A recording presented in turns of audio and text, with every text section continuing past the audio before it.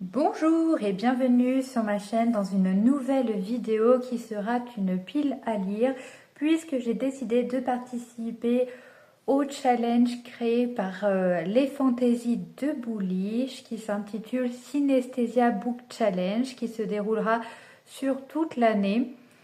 C'est très simple, elle propose une couleur associée à un mois et en fonction, eh bien, on doit présenter un livre. Donc moi, je ne me suis pas embêtée, j'ai choisi en fait les couleurs qui s'associent avec des couvertures. Hier, j'ai adoré farfouiller dans mes différentes bibliothèques à la recherche des titres que je n'avais jamais lus et qui correspondaient à des couleurs mentionnées. Donc je vais vous les présenter. Je pense que je vais suivre durant toute l'année ce challenge, essayer de lire un titre par mois. Mais il se peut que si vraiment j'ai trop envie de sortir un livre que j'ai mis par exemple celui du mois d'octobre, couleur orange, si j'ai trop envie de le lire, imaginons au mois d'avril, je ne vais pas m'en empêcher non plus.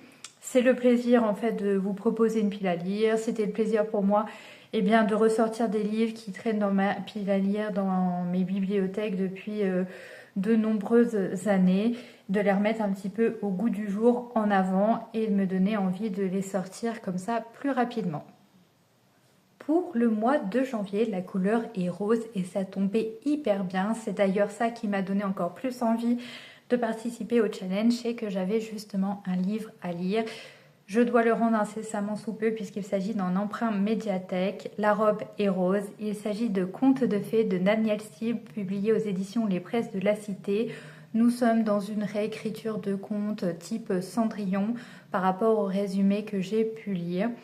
Et écoutez, ça fait des années que je n'ai pas lu Daniel Steele, donc il me tarde de découvrir cette histoire et j'espère que j'en ressortirai agréablement surprise et que ça me plaira. Février, c'est rouge et là, ça s'est imposé directement à moi. Il s'agit de Addicted to Sin, la saison 1, c'est chez Hugo Poche, de Monica James, c'est en 2 tomes. Je possède les deux chez moi.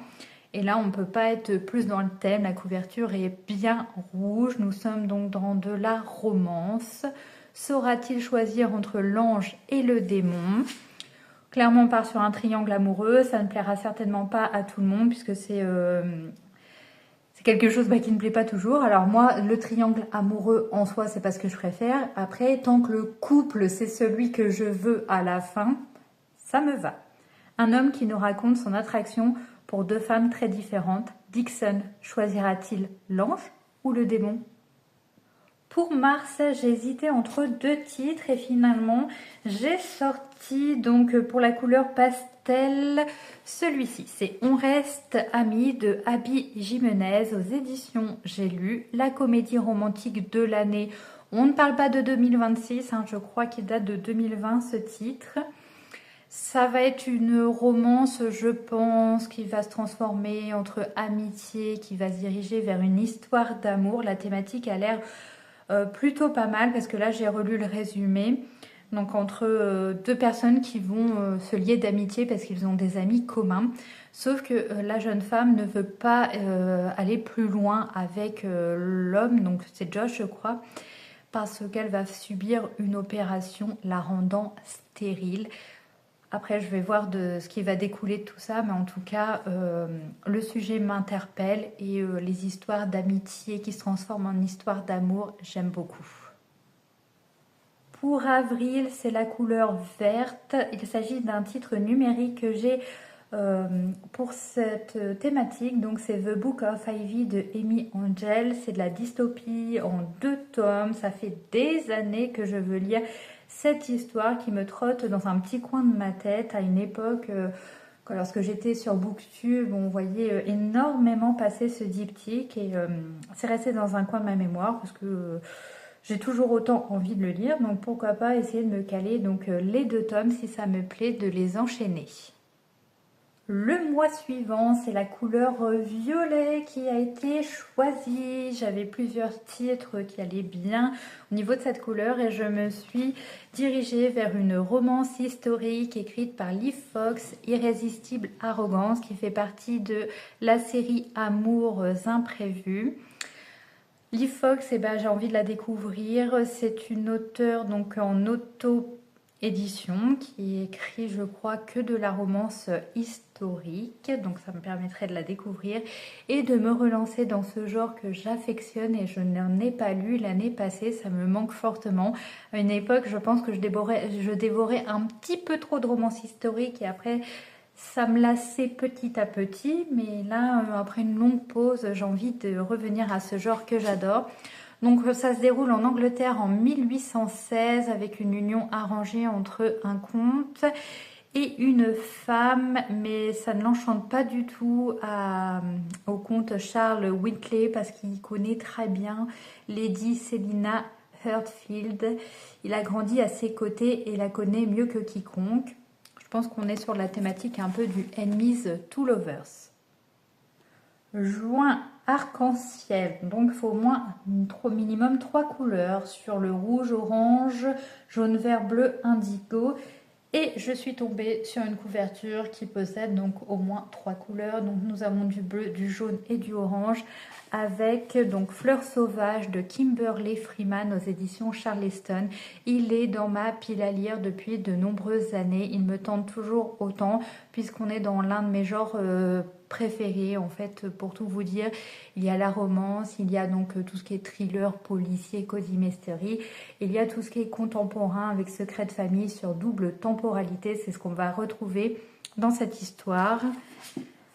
Une plongée épique au cœur de la Tasmanie dans la lignée du film Australia que d'ailleurs je n'ai jamais vu. Donc 2 époques, 1929-2009. Une fresque romantique fascinante sur fond de secrets, de cœur brisé, de courage et d'amour. La couverture est vraiment très belle et j'ai envie de le sortir. 2026, cette fois, il faut qu'il quitte le temps que je le lise mes étagères. Juillet, le jaune.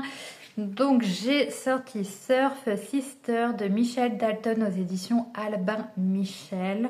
C'est du young adulte, je ne sais pas trop si ça s'oriente sur amitié, amour, parce que là on voit sur la couverture donc une bande d'adolescentes et le résumé n'en dit pas, on ne peut pas forcément appeler ça un résumé.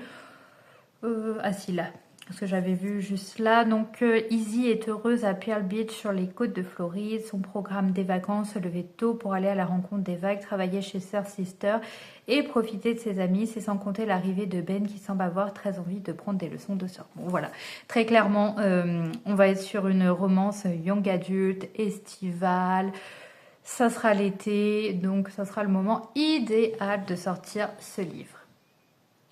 Si vous entendez des petits bruits, c'est ma chienne qui est juste derrière moi et qui ronfle, elle est à fond dans sa sieste là, donc vous inquiétez pas si vous entendez des petits bruitages.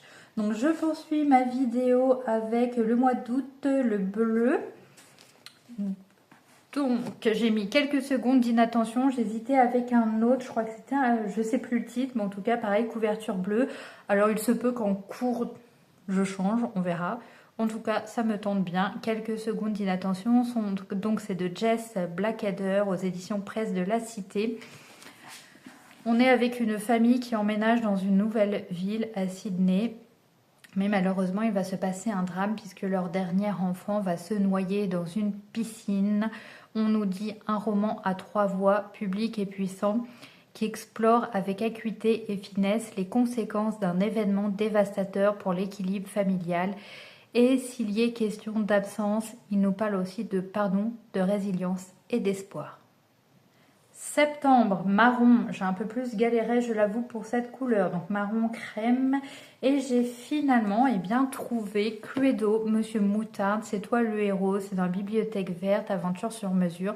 J'en lisais quand j'étais plus jeune, des livres où c'est à vous de faire des choix à la fin de chaque chapitre. Et donc, vous avez des récits plus ou moins longs selon la direction que vous prenez. Là, comme c'est de l'enquête, je pense que ça doit être sympa. De base, je l'avais trouvé dans une boîte à livres pour mon fils aîné, qui ne l'a jamais lu. Et j'ai bien fait de le conserver parce que je pense que ça pourrait être sympa que je me lance dans cette petite histoire. Et ça me fera plaisir en fait. Donc là on est dans la thématique parce que moutarde, on est bien d'accord, c'est entre marron beige, un petit mix. Il y a du marron sur la couverture. L'homme porte une veste marron. On est pas mal, on est pas mal. Donc c'est à partir de 10 ans, c'est 224 pages, mais vous n'avez pas 224 pages à lire, sauf si vous faites tous les scénarios possibles. Orange, je suis partie avec Michel Bussy. J'ai dû rêver trop fort aux éditions Presse de la Cité. Grand format, mais qui est sorti depuis en poche. Michel Bussy, je suis loin d'être à jour avec tous les livres qu'il a sortis, mais c'est un auteur que j'aime énormément. J'adore ces histoires qui sont passionnantes et qui vous font réfléchir et qui, à chaque fois, à la fin, vous surprennent parce qu'ils vous emmènent là où vous ne vous y attendez pas forcément. Toujours des bons rebondissements jusqu'à la fin. J'espère que celui-ci va m'emporter également. Je n'ai pas lu le résumé, j'ai envie de me laisser porter. J'ai juste vu en 4 escales Montréal, San Diego, Barcelone et Jakarta dans un jeu de miroir entre 1999 et 2019. J'ai dû rêver trop fort déploie une partition virtuose mêlant passion et suspense au plus près des cœurs qui battent trop fort. Novembre, noir ou doré? Et ben moi, j'ai fait fort, là j'ai fait noir et doré. Oui, et même pas en faisant des grands efforts. Je savais déjà que quand je réfléchissais aux couleurs noires, d'instinct j'ai su que je voulais mettre celui-ci. Donc c'est Guillaume Musso, Marine, c'est son premier roman en fait qui est ressorti, qui était introuvable. Alors Guillaume Musso, pendant très longtemps ça a été mon auteur préféré. Je ne dis pas que ça ne l'est plus, c'est juste que sur les derniers romans qu'il a sortis, je n'ai plus autant de frénésie et de coup de cœur comme à ses débuts lorsqu'il écrivait en fait du fantastique.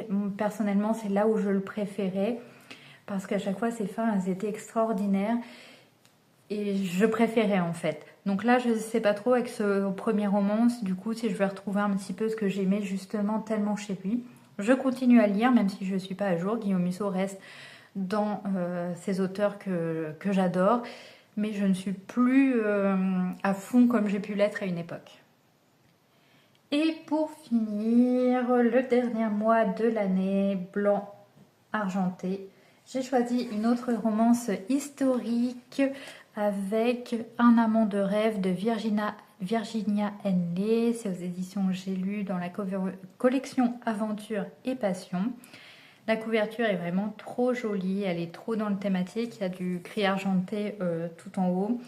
La robe de la femme avec des belles nuances de blanc et de bleu, c'est trop joli et avec la couverture un peu neigeuse comme ça, et comme c'est pour la fin de l'année, pour décembre. Donc là, quoi de plus atroce que d'être marié à un homme qu'on méprise? Je pense qu'on est encore dans ce genre d'histoire qu'on retrouve beaucoup dans la romance historique, c'est-à-dire des mariages arrangés, des personnages au départ qui ne se supportent pas. C'est vrai que c'est un peu parfois redondant en termes d'histoire, les romances historiques. C'est pour ça que j'espace un peu plus mes lectures. Mais là, ça manque. J'ai trop besoin de relire des romances historiques. Et bien voilà pour cette vidéo. J'espère qu'elle vous aura plu. N'hésitez pas à me dire si vous avez lu certains titres que je vous ai présentés dans cette pile à lire. Votre avis dessus tout simplement. Je vous remercie d'être resté jusqu'au bout. Je vous dis à très bientôt dans une prochaine vidéo.